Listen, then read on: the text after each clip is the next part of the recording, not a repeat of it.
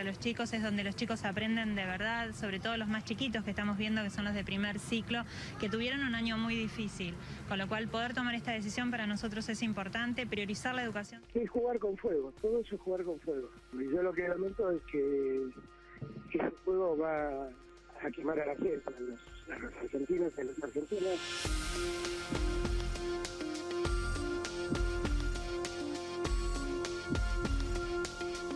Yo no la quiero comprar porque entre las condiciones iniciales que Pfizer puso, la verdad es que me ponía a mí en una situación muy violenta de exigencias y comprometía al país en cosas que era muy difícil comprometer. Posiblemente yo esté rompiendo la confidencialidad y me cueste algo, pero estoy repodrido, porque la verdad, perdóneme que use estos términos, pero nosotros sabemos bien lo que tuvimos y llevamos meses, hicimos lo posible, lo imposible. Hasta le llegamos a ofrecer una cosa casi indigna, que era que hubiera una firma de responsabilidad individual, como diciendo de cada uno de los vacunados.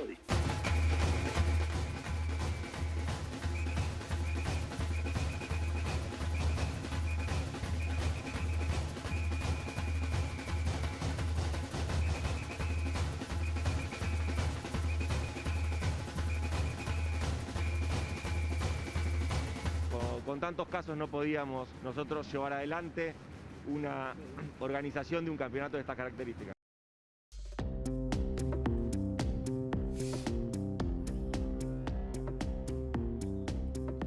Hola, ¿qué tal? Buenas noches. La Rosca, como todos los lunes. Daniel, ¿cómo te va? Buenas noches, Eduardo, ¿qué tal? Buenas Pablo. noches. ¿Cómo va vos? Después vamos a hablar de eso. Ah, por eso. Sí. Buenas noches, Jamín. Muy buenas noches, no me animo al portugués. Bien, haces bien. Seguimos con la línea de la pandemia que rige todo. Obviamente la crisis sanitaria, los contagios, los fallecimientos que hoy ya superaron, la Argentina ha superado los 78.000. Sí, sí. Y detrás de esto viene toda la política. Por supuesto, este es el eje que va a tener la Rosca hoy. Tenemos dos invitados. El primero es el jefe de la ciudad. Jefe de la ciudad. Ya lo ascendí. Sí, claro, no, ya. Me tendría que agradecer. Por ahora, ministro de no Salud. Lo va a hacer. Es por el ahora, ministro de Salud. Ministro de Salud. Ministro de Salud, Fernán Quiroz, gracias por estar. Así es, así Ministro. es. Así es. ¿Y quién más está? Bueno, tenemos un jefe comunal, que Así es. así es, Néstor Grindetti. No lo ascendiste. Intendente de Lanús, No lo no. Yo Tranquilo. porque por ahora es intendente de Lanús. quería quedar bien con el doctor. Está muy bien, lo lograste. ¿Y Jazmín qué tiene para nosotros? Bueno, vamos a hablar del Congreso y esta semana, después de 10 meses, viene el jefe de gabinete al Congreso y lo espera la oposición con más de 1000 preguntas que ya le mandaron. Y además, ¿qué pasa con la ley de restricciones en diputados? Todo eso vamos a hablar. Muy bien. Bueno. Antes de ir a dialogar con el doctor Quiroz, veamos dos datos que son los datos de actualización de pandemia que hacemos habitualmente. Los casos de hoy, recordemos que es lunes. Lunes, igual se lo vamos a preguntar a Quiroz también. Lunes generalmente da un poquito más abajo, ¿no? Exacto. Sí. 28.175 casos. La Argentina ya tiene un total de 3.781.784.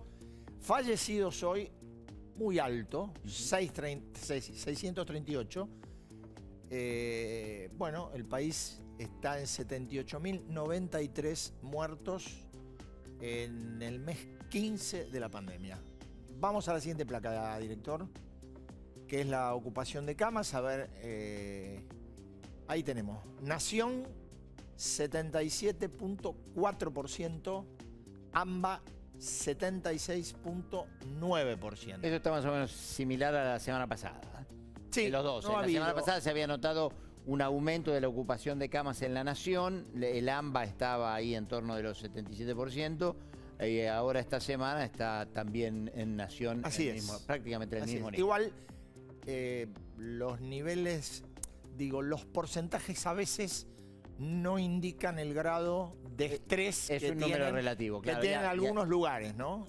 Y aparte lo que está es el tema de la fatiga de la pandemia y de lo que venimos viviendo y lo que viene viviendo y resistiendo el sistema de salud. Bueno, ahora le vamos a preguntar al doctor Quiroz sobre lo que está ocurriendo en la ciudad de Buenos Aires.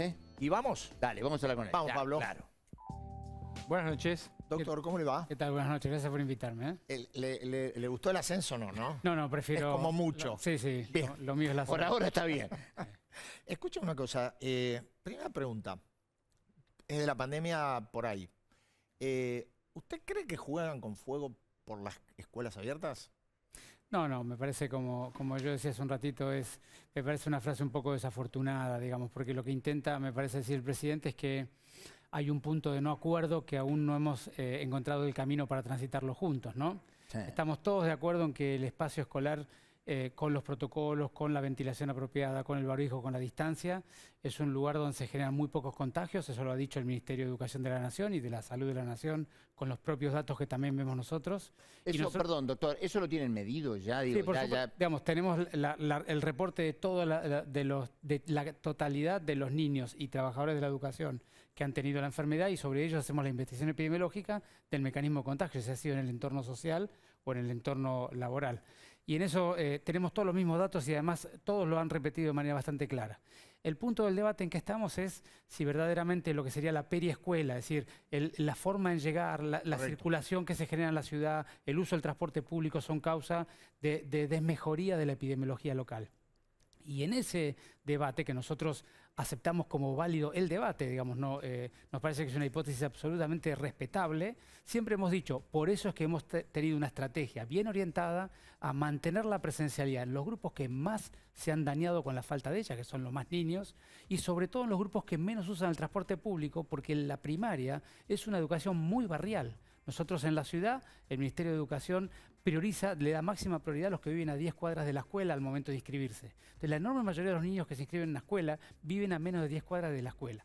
Entonces, digamos, me parece que estamos de acuerdo en lo más importante, el entorno escolar, cómo se está cuidando. Estamos en el debate sobre la circulación. En ese debate, nosotros de la ciudad hemos tenido el acompañamiento al gobierno nacional y a la estrategia nacional de priorizar solamente aquello que no genera lo que el gobierno tiene precaución, que es la circulación social, el transporte público. Ahora, bueno, tuvimos una semana, tuvimos 9 días de aislamiento mucho más fuerte que el que tenemos hoy. ¿Qué resultado, qué es lo que están viendo en la ciudad? Porque por lo que se ve por la cantidad de contagios, bueno, hoy Eduardo lo decía, los lunes siempre hay siempre en general es más bajo, ¿no? Pero por lo que se ve todavía seguimos con niveles por encima de los 26.000 y en el orden de los 30.000 contagios por día, ¿no? Bueno, a mí siempre cuando hablamos de casos me gusta hablar de cada una de las regiones y ciudades de la Argentina y del mundo. No me gustan esas estadísticas que integran un país diverso, porque las curvas epidemiológicas tienen distintos momentos, ¿no?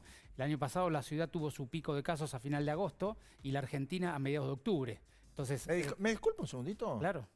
Director, tenemos las dos placas donde vemos el recorrido de las curvas en ciudad y en conurbano. Vale la pena prestar la atención, el recorrido completo desde el año pasado. Ahí está. Esta es Ciudad de Buenos Aires. Retengan un poquito cómo es el recorrido desde el año pasado. Y ahora podemos ir a la otra. Esta es provincia. El recorrido es prácticamente el mismo. Digamos, sí la forma general, pero si vos ves... estoy hablando de eso. Claro, sí. Pero si vos ves lo que se llama la media móvil de los últimos 7 días, que es una forma de alguna manera, convertir esas curvas de cada día en una curva relativamente más continuada, lo que ves en la ciudad de Buenos Aires es que habíamos tenido, después de Semana Santa, tuvimos 3 semanas de mucha intensidad de casos, subimos a una media móvil, es decir, un promedio por día de unos 2.800 casos, y estuvimos allí muchos días. Luego tuvimos 3 semanas que bajó la media móvil de 2.800 hasta 2.200, y luego, hace 2 semanas, no la semana que acaba de terminar, sino la anterior, volvió a subir bruscamente y fue a 2.700 casos de promedio. Y ahora, hace 7 días, justo coincidiendo con los nuevos anuncios, ya la gente había tomado su precaución de cuidarse más, porque en la medida que hay más casos también la gente refocaliza y se cuida más. Y hace 6-7 días en la ciudad que venimos descendiendo lentamente los casos de la media móvil por día. Al día de hoy estamos en una media móvil de 2.300 casos, es decir, estamos por debajo de lo que habíamos estado en aquel momento, pero todavía, como bien decías vos hace un rato, en números demasiado altos y que tenemos que seguir bajando, ¿no? Doctor, la mayor parte de la gente está muy preocupada por el tema de la vacuna. Y en estos días han aparecido dudas respecto de quiénes pueden o no. En este caso apareció los casos de hipertensión, los casos de colesterol, de gente que quizás le aparecía el turno y después le decía que no podía hacer, tanto en la ciudad como en la provincia de Buenos Aires. ¿Cuál es la realidad respecto de estos sectores? Incluso le sumo el tema de la obesidad. Bueno, qué importante tu pregunta para aclarar bien, ¿no? Porque hay tanta angustia con la vacuna y tanta gente. Entonces nosotros ahora estamos en la etapa que estamos vacunando, bajando 5 años por vez, de 55 a 59, después 50 a 54, ahora estamos 45 a 49 y mañana vamos a abrir definitivamente todas las franjas que quedan hasta 18 años, para dos tipos de ciudadanos. Por un lado, los estratégicos, que son todos los trabajadores de la educación primaria y secundaria, para todos los trabajadores territoriales que hacen mucho trabajo territorial en los barrios populares, en los comedores, y para todos los trabajadores de la seguridad. Y también para los que tienen condiciones acompañantes, que es lo que me estás preguntando. Claro. Las condiciones acompañantes están taxativamente declaradas en la página del Ministerio de Salud de la Nación, definidas por la Comisión Nacional de Inmunizaciones, y allí en la página dice con claridad cuáles son. Entonces, lo que ha pasado con la inscripción es que dice enfermedad cardiovascular, y algunas personas se han inscrito como enfermedad cardiovascular, pero tienen un factor de riesgo cardiovascular y no una enfermedad cardiovascular. Tienen colesterol alto, o tienen triglicéridos altos, o tienen la presión alta, sin daño cardíaco. ¿Esos no van? Esos grupos en esta etapa no, pero en 2 semanas sí van a ir. Ajá. Entonces nosotros decimos fíjense bien, en nuestra página hemos declarado enfermedad por enfermedad para que no haya ninguna confusión. Es muy importante las enfermedades que tienen que ser incluidas allí, y sobre todo es importante también que se acompañen con un documento, ya sea una epicrisis, una carta médica, un certificado, la receta de compra de los medicamentos con el nombre del médico y del paciente, un certificado firmado por un profesional que acredite la condición. Con esas dos condiciones nosotros vacunamos ahora a todos los grupos de enfermedad acompañante, y para aquellos que tienen hipertensión o que tienen hipercolesterolemia, que naturalmente se quieren vacunar, lo que nosotros le decimos es, de acá a 10 días vamos a completar la vacunación de todas las personas con enfermedad acompañante de 18 a 60, y a partir de los 10 días, seguramente si siguen viniendo las vacunas como están viniendo, vamos a poder rápidamente empadronar a todos ellos por grupos de edad, quinquenio por quinquenio. Para seguir con las vacunas, nada más, una pincelada. ¿Qué pasa con la gente que recibió la primera dosis y que ahora, bueno, está pendiente de una segunda dosis que, por lo menos en lo que es la información, aparece dentro de una nebulosa, ¿no? No está nada claro. Bueno, ahí es importante también aclarar los 3 tipos de vacunas, ¿no? De la vacuna Sinopharm, que era la vacuna china, hay alguna pequeña cantidad de gente que aún no se ha dado la segunda dosis por diferentes motivos, no se lo pudo dar en el momento que correspondía. Si mandan un mail al ministerio o se fijan en la página el mail de contacto para este tipo de trámites o llaman al 147, rápidamente vamos a reprogramar para la vacuna Sinopharm. Para la de AstraZeneca, que inicialmente se llamaba Covishield, porque venía de la India, para los que recibieron AstraZeneca, todos están siendo invitados a vacunarse. Si no les llega por algún problema de comunicación, también 147 o la página del ministerio, y van a encontrar un mail de contacto. Llamen porque las vacunas están disponibles para vacunar a todos ellos. En los próximos 3 a 4 días estamos completando la totalidad de la vacunación de los que han llegado a las 12 semanas que han recibido la vacuna AstraZeneca en cualquiera de sus formas. Y para las personas que han recibido Sputnik V en el primer componente, nosotros hemos recibido una pequeña partida de 5.000 vacunas que ha llegado... De las 80.000. De esas 80.000, y estamos vacunando a 5.000 personas. Hoy vacunamos 1.800, vamos a estar vacunando a unas tantas mañana y otras pasado, completando esas 5.000. Vamos a poder vacunar a todo el mundo que haya cumplido los 12 semanas hasta el día de mañana. Todos van a estar vacunados con la vacuna. Ahora, después, a partir del miércoles, va a empezar a haber nueva gente que tiene que ser vacunada. Claro. Nosotros estamos muy pendientes de que llegue, tenemos información de que no falta tanto, que cada avión va a empezar a traer unas cantidades, así que seguramente de a poco los vamos a ir vacunando. Pero ustedes tienen, digo, por el relato que usted hace y la previsión, o por lo menos el diseño que tienen, ¿ustedes alguna idea de arribo de vacunas tienen? ¿Alguna aproximada, no digo exacta, pero... ¿Alguna idea de que van a tener provisión de vacunas? Por supuesto. Si no harían este diseño. Por supuesto. Naturalmente, a veces está supeditado a lo que haga la Federación Rusia y a veces la información es más de último momento, pero toda la información que tenemos es que el segundo componente va a ir tomando ritmo en los próximos días o semanas, así que vamos a poder ir acompañando a esa gente. El de Sputnik, dice usted. Estamos hablando siempre de Sputnik. De los otros dos ya te conté, uno por uno, porque cada vacuna tiene su mecanismo. Ahora, y no es probable porque se está haciendo ya, usted lo sabe mejor que yo. No es factible en caso de no tener la dosis disponible la posibilidad de la combinación de vacuna. Bueno, eso se está explorando en muchos lugares del mundo. En algunos lugares ya son estándar de cuidado. Hay alguna publicación ya sobre que alguna combinación, sobre todo en base a Pfizer y AstraZeneca, es una combinación posible, que no tiene más efecto adverso y que tiene la misma eficacia, con lo cual seguramente las vacunas se van a ir combinando progresivamente en la medida que haya información científica y válida. Pero, digamos, mientras tanto, en la Argentina todavía eso no es una normativa habitual y estamos vacunando siempre con las combinaciones que corresponden. Ahora, doctor, se agregó en el día de hoy 2 detalles para el COVID. Una rinitis y la otra secreción nasal. Y yo digo, tenemos por delante junio, julio y agosto. ¿No es raro esta situación? Digo, ¿cómo reaccionamos ante una situación en la cual casi todos vamos a sentir algo de rinitis o secreción nasal en pleno invierno? Sí, es una definición, en la ciudad de Buenos Aires es una definición que no tiene mucha aplicabilidad. Ajá. Porque eso es lo que define al paciente sospechoso. Claro. Porque en la Argentina desde el inicio se definió que cuál era el criterio de ser sospechoso de la enfermedad y todo sospechoso debería ser testeado. Claro. Pero nosotros en la ciudad testeamos mucho más que los sospechosos. Testeamos a los contactos estrechos, testeamos a la gente que tiene voluntad de testearse porque estuvo con algún enfermo, testeamos a las personas que tienen cualquier tipo de síntomas, con lo cual a los fines prácticos para la ciudad ese agregado no significa absolutamente nada. ¿Cómo está el sistema, la utilización de camas de terapia intensiva, doctor? Bueno, el subsector público tiene 550 camas disponibles, 420 ocupadas. Es un 76% de ocupación.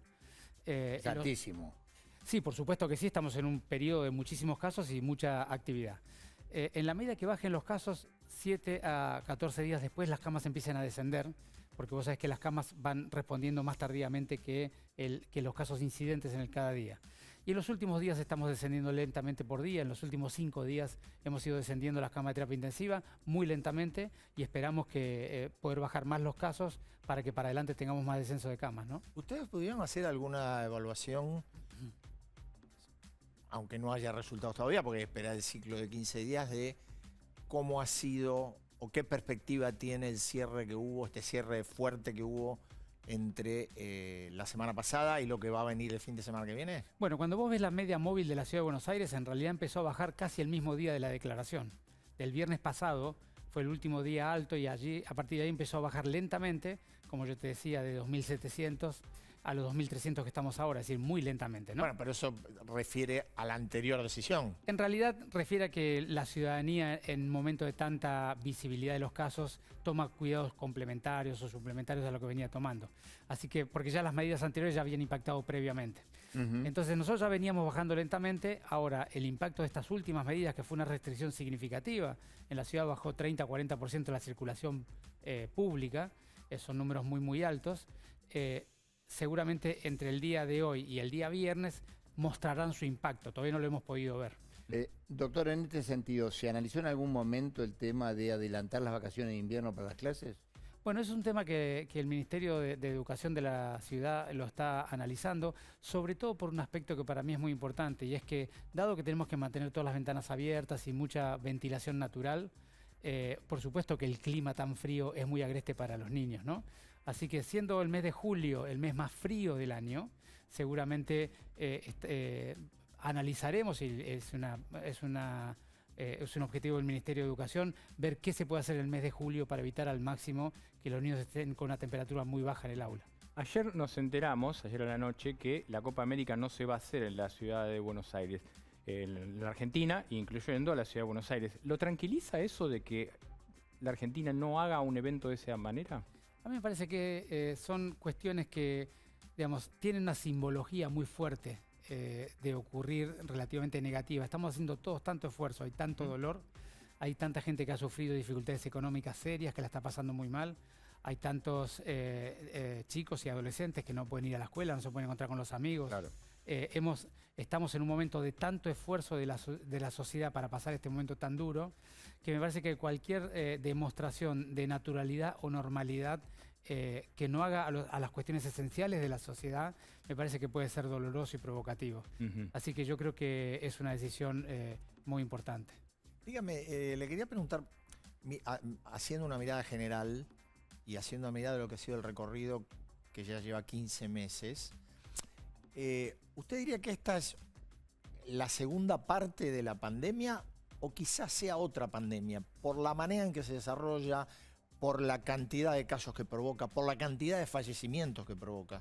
Bueno, ahí hay que tener mucho... Yo decididamente que creo que cada ola tiene sus características particulares, ¿no? Y cada país también. Es muy difícil la comparación entre países o grandes ciudades porque los contextos, las realidades socioeconómicas son bien diferentes y esta enfermedad se apoya en esas realidades, ¿no? Para correr más fácil.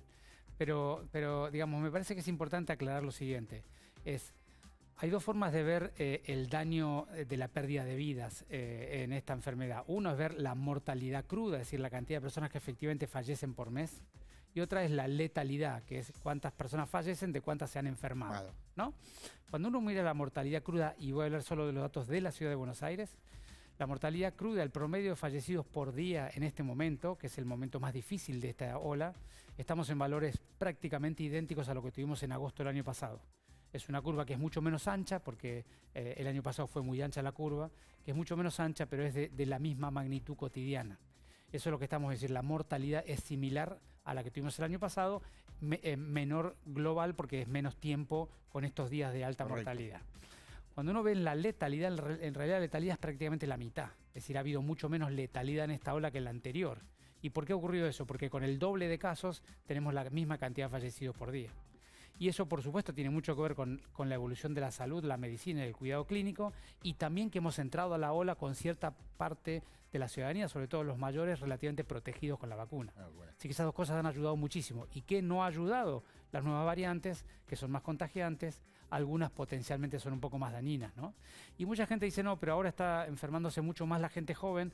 Naturalmente vemos más gente de edad media enferma, porque hay el doble de gente de edad media que se ha contagiado. El año pasado ha sido la mitad cuando uno compara las curvas numéricas. Correcto. Entonces hay que tener mucho cuidado de cómo uno analiza los datos de la realidad del daño, ¿no?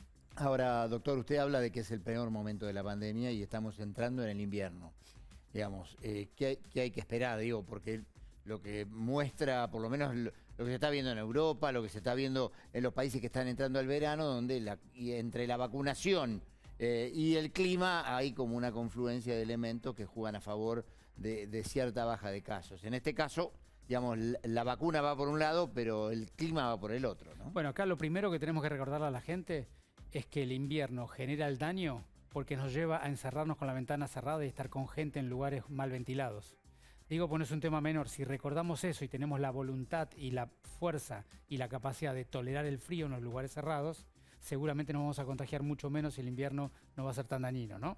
Pero volviendo a tu pregunta en particular, hay 4 componentes que son esenciales para la gestión de la pandemia y los hemos visto a lo largo de todo este tiempo. El primero es rastrear, testear y aislar. Nosotros tenemos que seguir intensificando el testeo porque persona que no tiene identificada la enfermedad difícilmente pueda evitar contagiar a otros porque no lo sabe. Entonces, muy importante el rastrear, el testear y aislar de un lado. Lo segundo es vacunar, lo que estás diciendo vos. Cuando alcanzás el 40% de la ciudadanía vacunada, te recuerdo que la Ciudad de Buenos Aires ya vacunó al 29% de los porteños. Cuando llegas al 40%, Israel, Estados Unidos, Inglaterra han demostrado que en el 40% la curva cambia de patente, tiene un comportamiento diferente. Y cuando llegas al 60 o el 70, los casos empiezan a bajar de manera categórica. Entonces, nosotros estamos en el 29%, tenemos que apuntarle ese 40%, en los próximos 10 días potencialmente vamos a llegar hasta allí. Entonces, el segundo componente es vacunar. El tercero es construir ciudadanía. Tenemos que seguir aprendiendo cómo cuidarnos. Tenemos que entender el frío, por qué nos daña, y tenemos que hacer el esfuerzo para evitar entrar en esa picardía de cerrarnos en un lugar mal ventilado y estar mucho tiempo. La mayoría de los contagios de la ciudad hoy por hoy se generan en encuentros sociales, familiares y laborales en un lugar cerrado y mal ventilado. Discutimos todo el día la escolaridad, pero la verdad es que los casos ocurren en otro lugar. Y la cuarta, que es la que siempre usamos lo menos posible y en momentos críticos, es las restricciones, porque las restricciones son de las 4 la única que genera un daño complementario. Siempre que aplicas una restricción, generas un daño económico, social, afectivo, vincular o de desarrollo infantil. Entonces, este es el mapa de instrumentos que hay. Y hay que usarlos a todos. No hay que concentrarse en uno de ellos. Hay que usarlo absolutamente a todos. Por último, le pregunto esto que te dijo el dato de los porteños. Hablando de los porteños, ¿en cuánto se alcanza ese 40% que usted dice necesario? Nosotros en los próximos 10 días vamos a llegar, 10, 12 días, vamos a llegar a vacunar a todos los grupos de riesgo y estratégicos de la ciudad. Todos los trabajadores de la educación que preguntan permanentemente cuándo se van a poder vacunar, los trabajadores de la seguridad, todas las personas que tienen enfermedad acompañante o más de 18 años en la ciudad van a tener la oportunidad de vacunarse de acá al fin de la semana que viene. Y luego vamos a empezar con las personas que no tengan enfermedad acompañante de 55 a 59 y luego bajando sucesivamente. Pero para el fin de la semana que viene vamos a haber alcanzado ese número. Siempre considera que el efecto biológico de esa vacunación se ve recién 2 o 3 semanas después. Entonces nosotros vamos a vacunar ahora por 10 días y para fines de junio estaremos logrando cierto nivel de protección en la ciudadanía. La última, la hago cortita. ¿Ustedes tienen en ciudad, le pregunto por ciudad, alguna estadística o algún trabajo de gente vacunada contagiada de nuevo? Sí, por supuesto. Lo primero que te tengo que decir, estamos ahora enviando a una publicación científica nuestra experiencia de efectividad de la vacuna en el terreno real, que solo con la primera dosis las personas les baja el riesgo de enfermarse entre 70 y 75%. Mucho. Y con la estaba en el 90% al principio hasta hace un mes y las nuevas variantes lo han bajado sutilmente, 75%.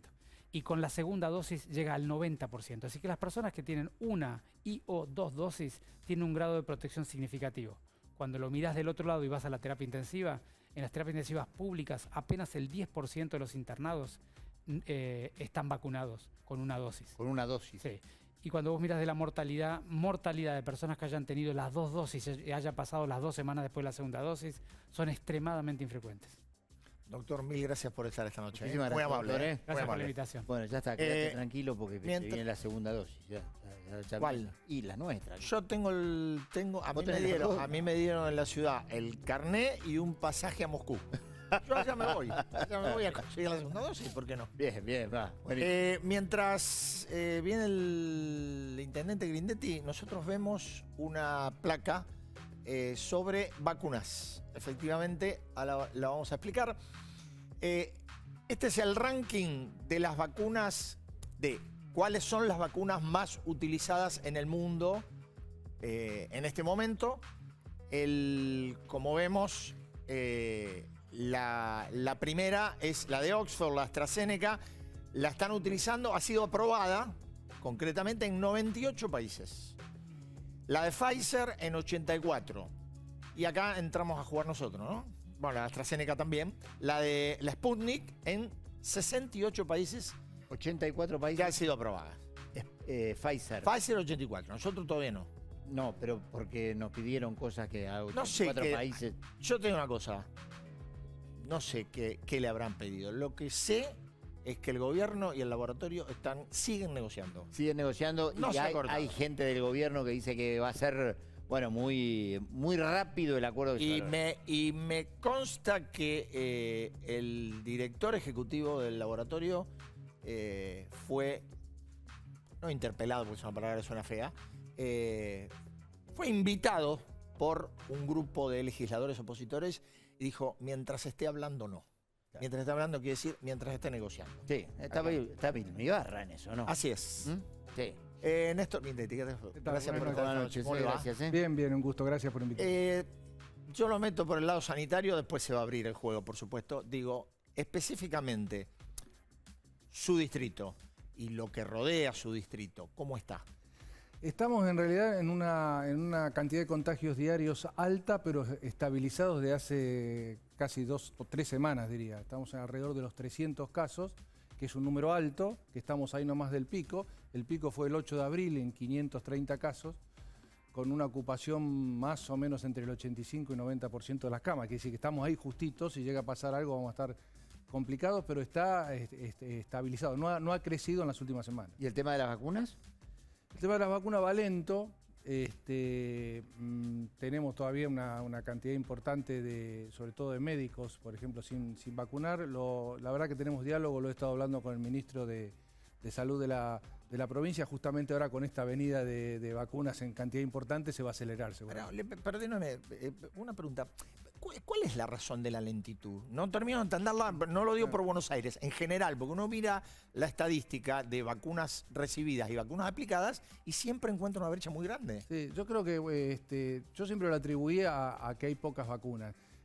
Nosotros ofrecimos a la provincia, nosotros y muchos municipios, ¿no?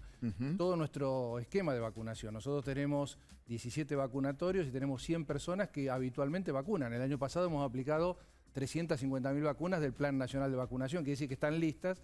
No, hasta ahora no han sido utilizados. Yo supongo que ahora que vino esta cantidad importante de vacunas, seguramente podrán ser requeridos, porque ahí se podría acelerar realmente muchísimo el ritmo de vacunación. Ahora, ¿por qué pasa eso? Porque la provincia anunció 1 millón de turnos. Digo, ¿ustedes tienen problema? Le pregunto concretamente si es por ser un municipio opositor, ¿tiene ese inconveniente o no? No, yo entiendo que no están usando el sistema vacunatorio de ningún municipio.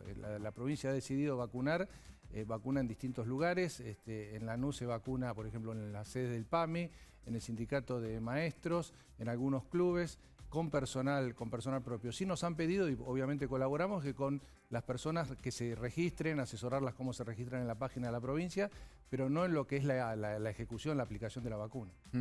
Grindetti, un tema relacionado con la pandemia y con lo que fue, bueno, unos días de aislamiento obligatorio muy estricto. ¿Cómo está la cosa comercial? Porque Lanús sufrió mucho el año pasado en lo que es el comercio, en la zona más importante en materia económica del distrito, ¿no? Sí, realmente es complicado, es una situación muy complicada, sobre todo para el comercio y mucho para los gastronómicos.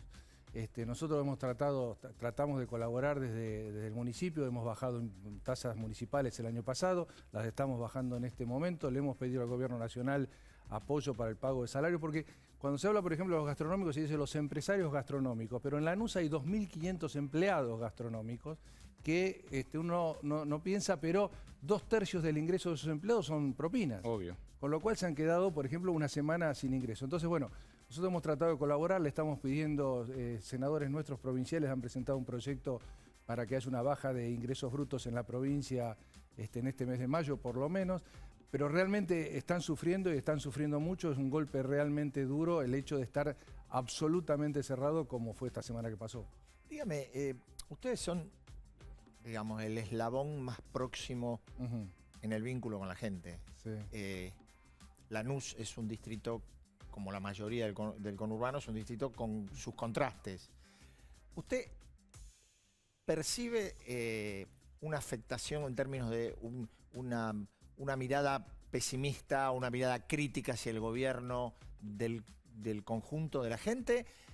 ¿Percibe, por ejemplo, como el gobierno cree que una vacuna arregla todo o es un poco más complejo? No, yo creo que es más complejo.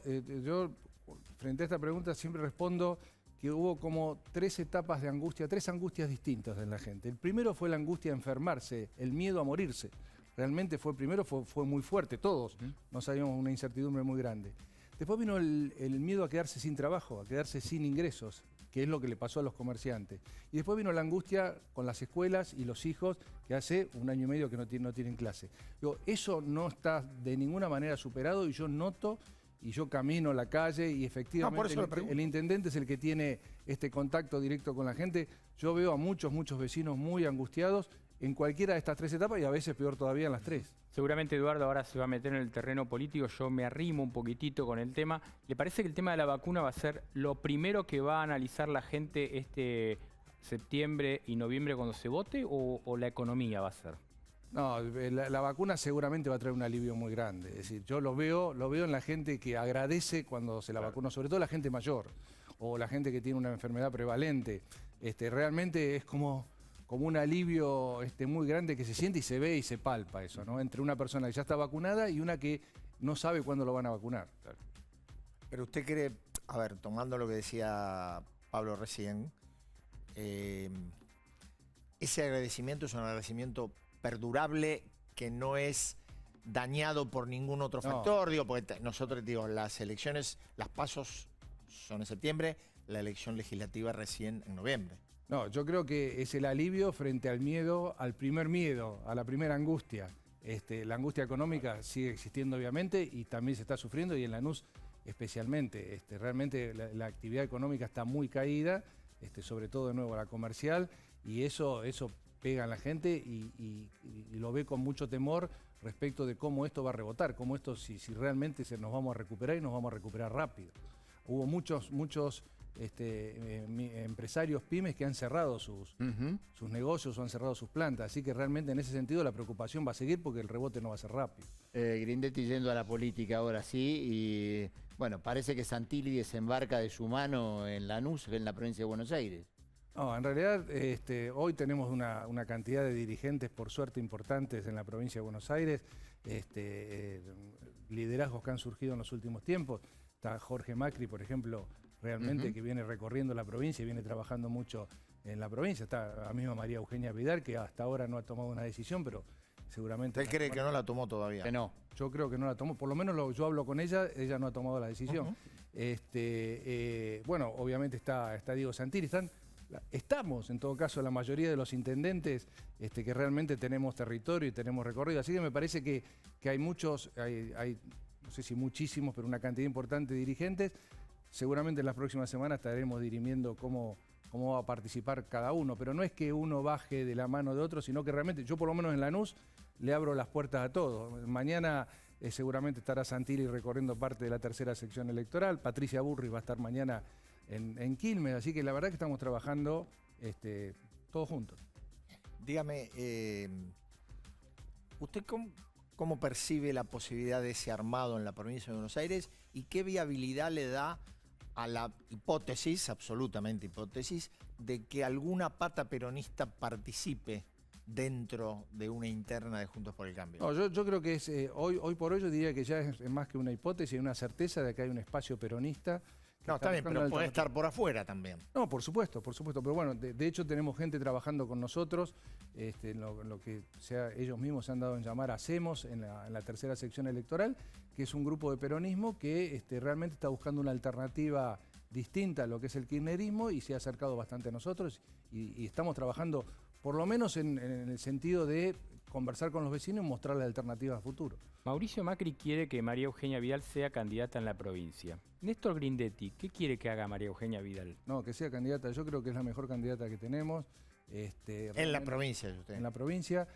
Después podrán venir otras cosas después, pero me parece que hoy para la provincia, si a mí me dijeran, vos podés elegir, yo elegiría que María Eugenia fuera candidata diputada, perdón.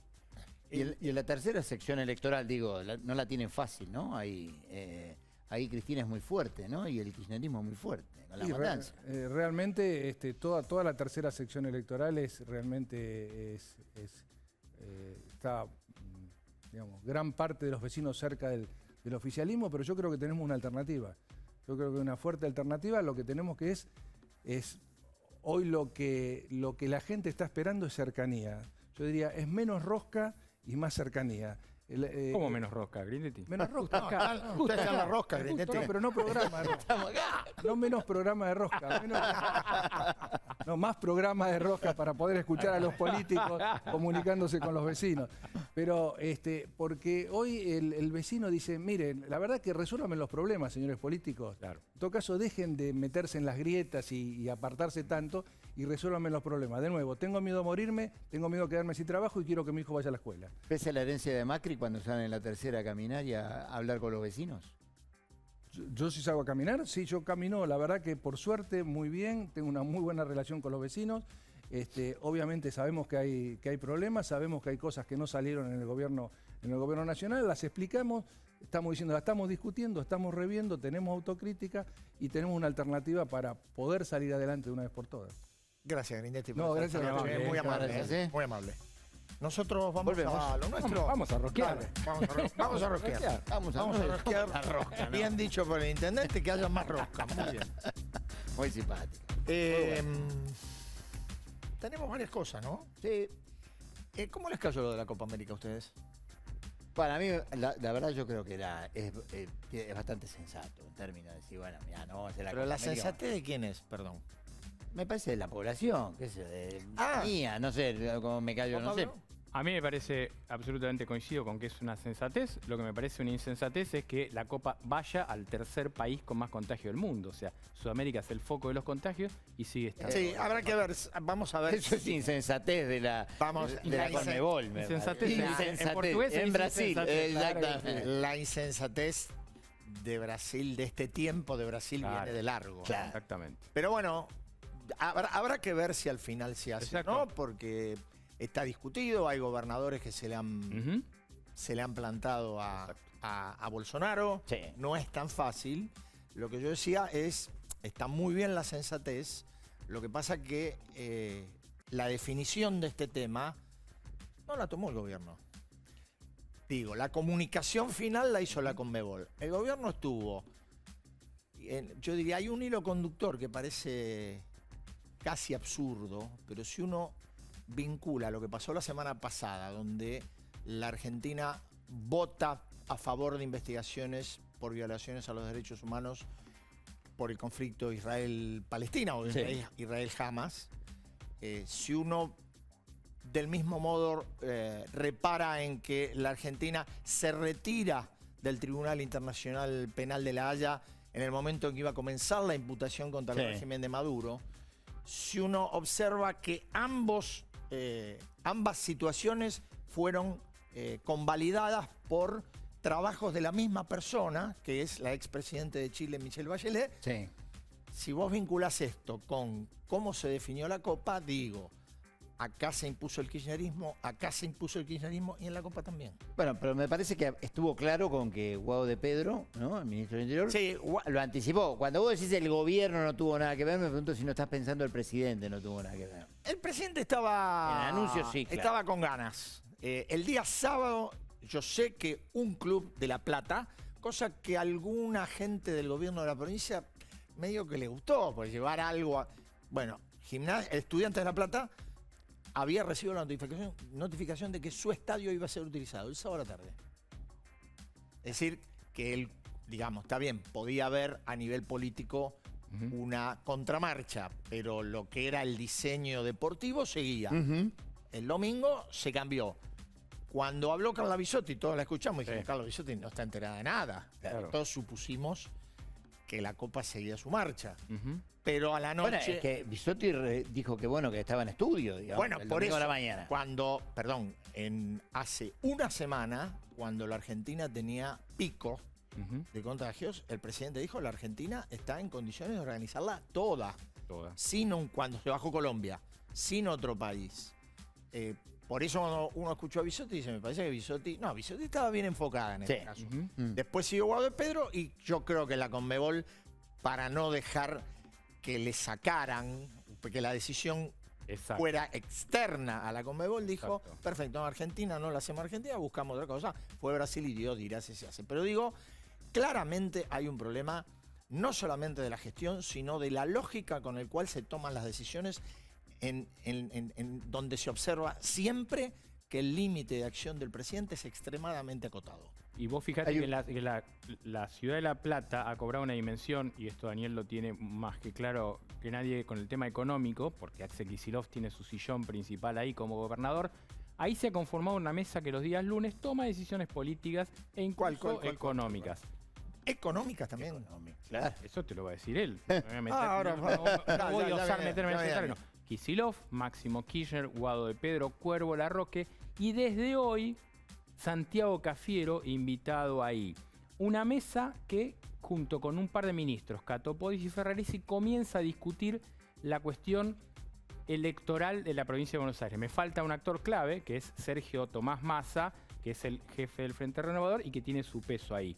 ¿Qué pasó con esta mesa? El lunes pasado, asado mediante, estuvieron en Olivos. Acá los tenemos. Ahí los tenemos. Alberto Fernández, a su derecha Santiago Cafiero. Máximo no fue porque le había pasado lo del código renal. Sí. Claro, tuvo que bajar. Internado un día. Pero estuvo el Cuervo Larroque, Guado de Pedro y también estuvieron Massa y Kicillof. Ahí se empezó a debatir ya claramente cómo va a ser la estrategia electoral de un frente de todos, cada uno con su rol, tratando de evitar las cuestiones internas, pero avanzando claramente hacia el año electoral. La vida del gobierno se juega en la provincia de Buenos Aires, claramente. Está claro, por eso. No hay ninguna la duda. vida del gobierno y la vida del proyecto kirchnerista, claramente. Y me parece que ahí hay un dato que se engarza, ¿no? Ustedes recordarán que en algún momento cuando Martín Guzmán le dijo que se tenía que ir el subsecretario de Energía era porque estaban discutiendo, claro, exactamente el aumento de las tarifas de luz y el aumento de las tarifas de gas. Que querían ¿no? fuera un 15%. 15%, 9% dijo el presidente de la Nación. Ahí está. 9%, ahí está. 9%. Guzmán se quedó sin nada. Hoy se conoce que el aumento del gas no va a ser del 9%, sino del 6%. ¿Esto qué quiere decir? Guzmán, mirá, vas a tener que conseguir plata en otro lado. Guzmán está muy desesperado buscando pesos, ¿no? En parte porque en los últimos tiempos se fue incrementando la deuda en pesos. en los próximos 60 días van a vencer 900.000 millones de pesos, porque ¿qué fue lo que está haciendo el gobierno? El gobierno lo que fue haciendo es cambiando la deuda de una deuda en pesos que estaba a tasa fija, pasándolo a bonos y a letras que se indexan con la inflación. Claro. Con el salto de la inflación, esto aumentó el tema de los pesos y ahora el Martín Guzmán está buscando pesos desaforadamente al punto tal que, bueno, hay una medida bastante polémica, pero que se comentó en el fin de semana, se implementó, que van a venderle títulos públicos en las carteras de los bancos, para darle más rentabilidad a los bancos, pero a la vez para que los bancos le presten plata al tesoro. Claro. El tesoro, el problema que es que cuando vos le prestás plata a un tesoro con tanta historia de default, lo que pasa es que aumenta el riesgo, y aumenta el riesgo de la cartera de los bancos, algo que después del 2002... Perdón. ¿No dijo algo de eso Guido Sanleris el otro día? Bueno, Guido Sanleris fue muy duro, tremendamente duro. El tema es este, que aumenta un poco... después del 2002 a los bancos se los ha buscado de cuidar mucho la cartera, para tanto en los dólares como en los pesos, para que no tengan tanta deuda pública. Bueno, ahora lo que está pasando es que le permiten comprar más títulos públicos para darle más rentabilidad, pero también porque Guzmán necesita pesos.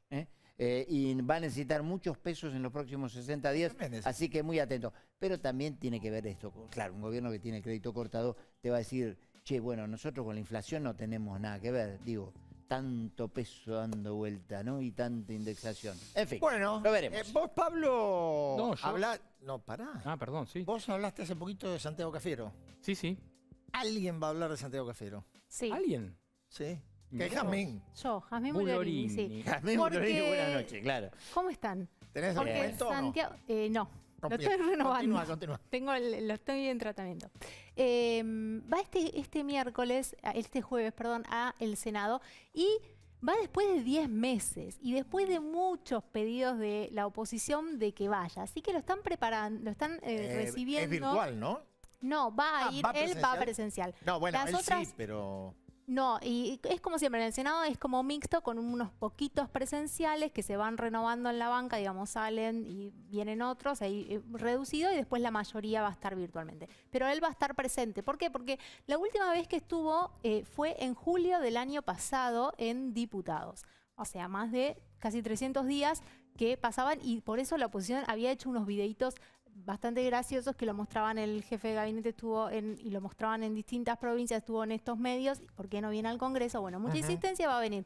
Le mandaron ya 1160 preguntas que por escrito él va a contestar, y siempre esas preguntas, no, 1160, pero de esas preguntas... Imposible contestar eso. No, por escrito las presenta, mañana va a mandar la contestación a las 1100. Perdóname, yo no te quiero no quiero ponerte un apremio. Digo, pero ese es otro éxito de la reforma del 94, ¿no? Exacto. Sí, pasa que de esas preguntas, ¿qué pasa? Para que contesten 1160 preguntas, ¿cuándo se las tienen que haber mandado? Como de hace días.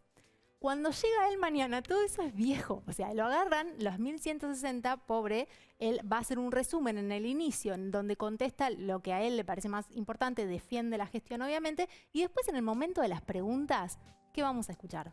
Vacunas. Y lógico. Escuelas, trending topic, economía. Así que, bueno, ahí es donde... Y las becas. Bueno, además... Además, de economía mucho no va a poder hablar, me parece, ¿no? No, o sea, ¿Cafiero? No, y aparte hoy está el dato este de la OCDE que la Argentina va a necesitar 5 años para recuperar su actividad económica. Bien. Por eso, pero tapones de punta. También es cierto que no es el Diputados. Diputados es mucho más virulento. Y en este caso a veces... Esta es la nobleza. Sí, y aparte los senadores también van mucho a pedidos de sus gobernadores con obras, ¿no? ¿Qué va a pasar? Le preguntan a Cafiero... Gastan minutos en preguntar cosas que por ahí son muy locales, ¿no? Digamos, es más tranquilo, pero no del todo. Vamos a ver qué pasa. Y una cosa muy importante, esta semana se va a convertir en ley el proyecto que posterga finalmente las elecciones. Con la cláusula cerrojo. Con la cláusula de cerrojo, que hay que ver qué tan cerrojo es. Le ponen una llavecita chiquita. Claro, chiquitita. Pero lo que es interesante es que la semana pasada hubo dictamen de este proyecto que se va a sancionar, y Guado de Pedro dio algunos pies de lo que va a ser la votación, el día de votación. Uno de los pedidos una de las preguntas que hizo Oscar Parrilli fue si no se podía ampliar el horario para que se distribuya, digamos, empezar una hora antes y una hora después. Empezar a las 7 de la mañana y terminar a las 7 de la tarde, en vez de 8 a 18. Bueno, eso dijo que no porque la Cámara Electoral le complica la gestión, digamos, la logística previa y después. Pero lo que sí va a hacer, va a haber 4.000 escuelas más, seguro.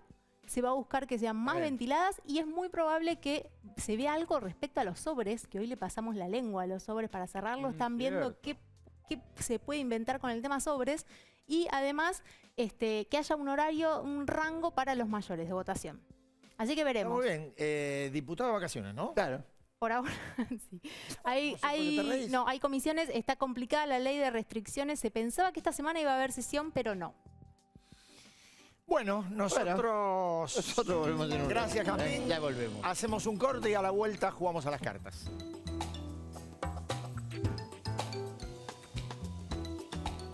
De vuelta, Dani. ¿Me permitís 2 segunditos? Por favor.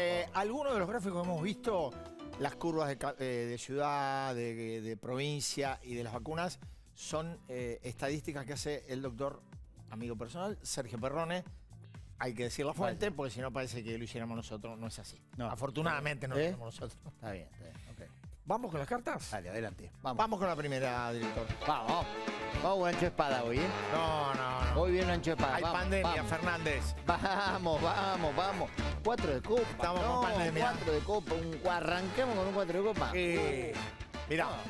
Juan Grabois, dirigente social. Parece que fue hace mucho, porque bueno, claro. Fue a Colombia.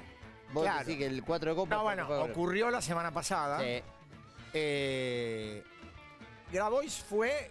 En Colombia sabemos lo que está pasando, hay un enorme conflicto social, político. Sí.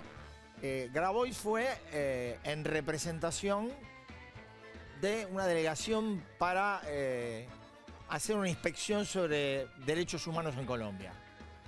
A él no lo dejaron entrar. Dicen que por un... tenía el documento vencido. El DNI. No era pasaporte, era el DNI. Exactamente. El DNI vencido. Digo, esto vaya y pase, pero aparentemente no, porque lo hemos visto en los videos. La verdad, la reacción que tuvo el titular del CETEP fue un poquito descomedida. Y no solamente no lo dejaron entrar, sino que además, como la Argentina está muy bien en las relaciones regionales, la Cancillería hizo una protesta porque no habían dejado entrar a Grabois a Bogotá. Bueno, ahí está. ¿No? Digo, una más de la Argentina. El flanco externo argentino es un poco polémico. Es un muchacho complicado, pero bueno, nosotros le mandamos este 4 que a lo mejor con el 4, en lugar del DNI, la próxima vez lo dejan entrar. Va para Juan Grabois. Vamos con la siguiente.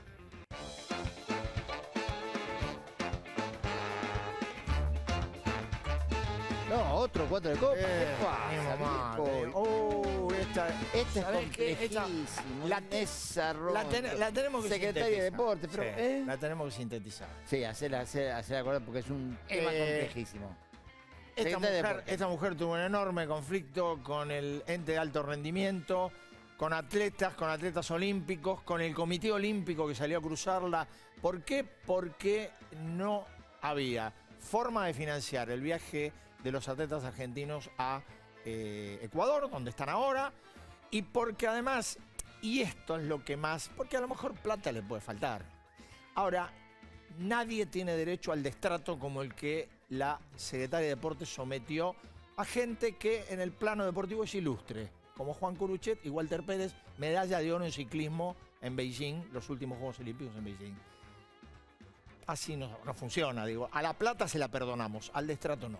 4 de copa. Un 4 de copa para la Secretaria. Vaya nomás. Y ahora vamos con un ancho de espada por lo menos, ¿eh? Nunca un ancho de espada. Llame, Van der Koy, pareja. Escúchame, hasta septiembre, cuando sean las elecciones, no hay. Macri, Mauricio. Mira el ingeniero. Míramelo. ¿Qué tal? Se lleva un ancho de oro esta noche. ¿Qué tal? Hoy estuvo en el programa de Juanita Viale. ¿Sabés cómo nos debe estar dando por las redes, no? Bueno, seamos Muy justos. bueno. Yo no recuerdo muchos presidentes que hayan dicho, como dijo el ingeniero Macri el sábado noche. Sí. Bueno, la verdad que no estuve a la altura de las expectativas que había generado. Sí. Está muy bien, la verdad que no estuvo a la altura. Está bien, no estuvo a la altura. No estuvo a la Eso altura. está claro, Bien. que no estuvo a la altura. Pero aparte de eso te digo, estamos dando ancho de oro para gente que reconoce que no estuvo bien, ¿no? Porque la semana pasada fue para Santiago Cafiero que había... verdad. que había ¿Sabés qué estoy reconocido- esperando? ¿Qué? Darle un oro al presidente. Que reconozca que algo no ha Vaya. hecho bien. Que Nos que va a algo llevar- no anda bien. Nos va a llevar un tiempito. Santiago Cafiero lo reconoció con la vacuna, Macri reconoció que no estuvo a la altura de esas expectativas. Muy bien, Bueno, un reconocimiento. le mandamos Dale, a los allá abrojos. A los abrojos. Así es. Nosotros volvemos el lunes. En la rosca, gracias, Chau. buenas noches. Chau.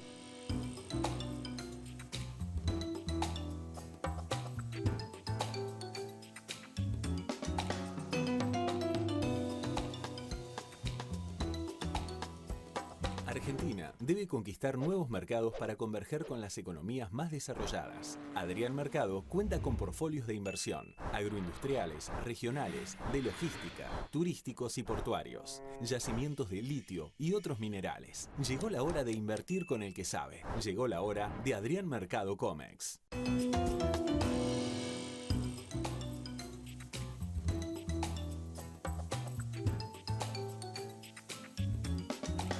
La Estampa Ristorante. Delivery y Takeaway. 4801-1711. 4326-4499. Plan de vacunación COVID-19. Empezamos a aplicar la vacuna en más de 180 puestos en la ciudad. Buenos Aires Ciudad. En Arcor seguimos mirando al futuro con la misma pasión y compromiso del primer día. Arcor, 70 años mirando al futuro.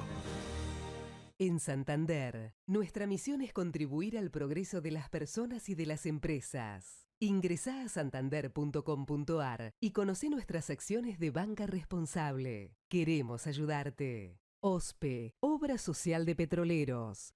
Operá online en ospesalud.com.ar.